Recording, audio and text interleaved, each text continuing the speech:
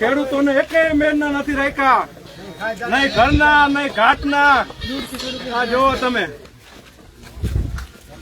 વારે સરકાર વાહ.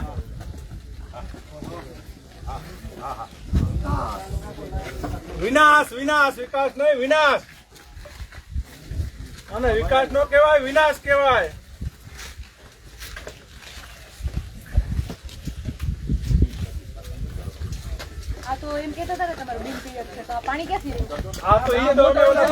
કલેક્ટર ને અમે પ્રશાસન ને કઈ કઈ થાકી ગયા કે ભ્રષ્ટાચારી કલેક્ટર 1500 કરોડના કૌભાંડમાં છે, આખું જગત જાણે. ઈ અમારો હુકમ કરીને ગયો છે. તમે વિચાર કરો, તમે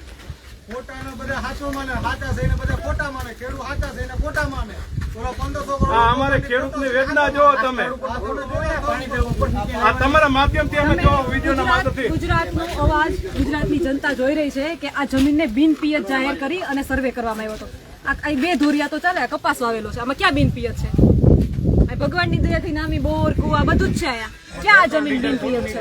અને 2 કિલોમીટર જેટલું આશરે કોંડ ગામથી આ જમીન છે, બધાય ચાલીને આવ્યા છે. અહીંયા ખેડૂતોના મોઢા જોવું તમને વિચાર થાય. આ કોઈ નવરા નથી. આ ઉનાળાની સિઝન પૂરી થવા આવી, આ બધાને ચોમાસું નજીક છે. કપાસ મગફળી જેવા પાકોનું ઓરવણું ચાલે છે.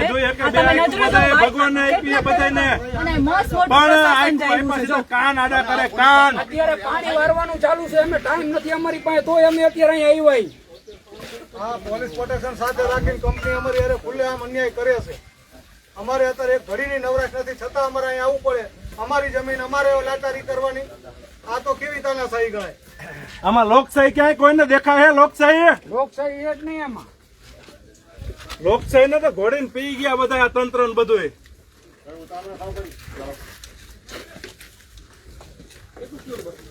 પોલીસ પ્રશાસન ને આપણે એક જ અપીલ કરીશું, તમે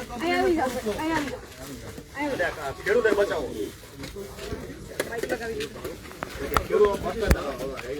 અને કાં ખેડૂત ને આત્મહત્યા કરવાની છૂટ આપો, અમે બધા આત્મહત્યા કરી લઈ.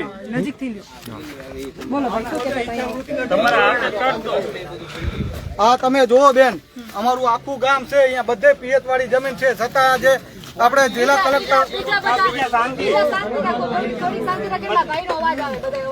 કલેક્ટર જે 1500 કરોડનું કૌભાંડ કરી ગયા, કલેક્ટર સાહેબનું આ લોકો સાચું માને છે, અને જે ખેડૂત સાચા છે એનું ખોટું માને છે. આ તમારી નજર સામે જો બધું છે પિયત વાળી જમીન. આ એક જમીન નહીં, કોંઢની અંદર તમે ક્યાંય પણ 1 એકર જમીન બિન પિયત બતાવો તો આખું ગામ અમે બિન પિયત કરવા તૈયાર છીએ.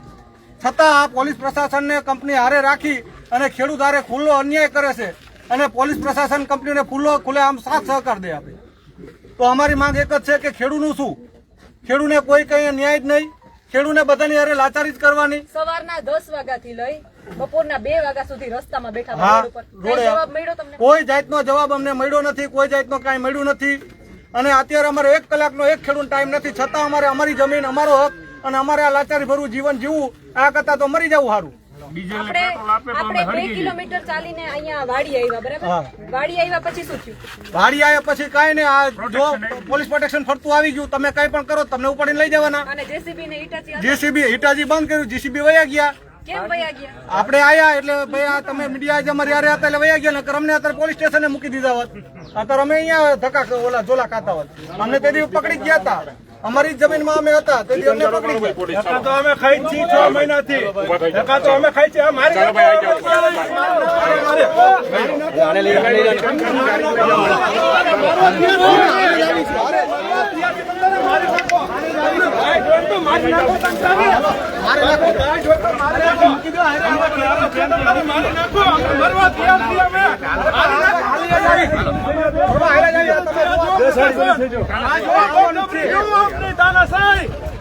જાગો ખેડૂત, જાગો.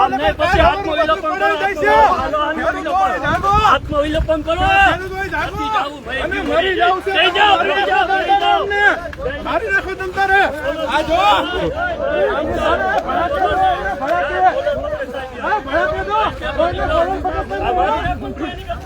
કોઈને બોલણ પકડતા નહીં. નીકળો બધા બારા, સ્વયંભૂ બારા નીકળો, નકર આ નહીં જીવા દે તમને. આવનારી પેઢીને નહીં જીવા દે તમારી. આ જો આપણે જો પ્રજાના રક્ષકો, આ જો રક્ષકો છે આપણા દેશના. આ તમારે જો કોણ છે કોણ છે અમારો કેમેરામેન છે કોણ છે કોણ છે આ બેન તમે જુઓ અમને ડિટેન કરે તમે જુઓ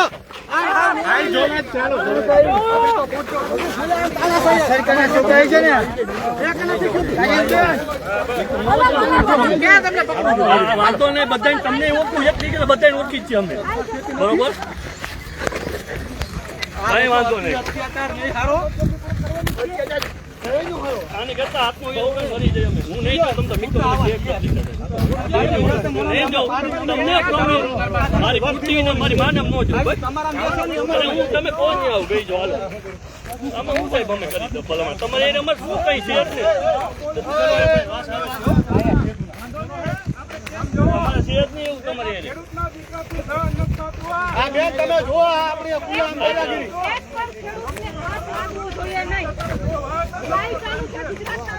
તમને જોઈ છે એક પણ ખેડૂતને ખોટી રીતે હેરાન કર્યું કે હાથ લાગ્યો તો જનતા માફ નહીં કરે હા એમ નહીં બેન આ શું કારણને ડિટેન કર્યા અમે એમ પૂછી છીએ મીડિયાના માધ્યમથી અમે પૂછી અમને શું કારણે વિક્રમભાઈ આવી દરકાર નાયડુ નો શું કારણે તમારે કેમ કરે ખોટી કે ગુનેગાર છી 10 માફિયા ઉતારો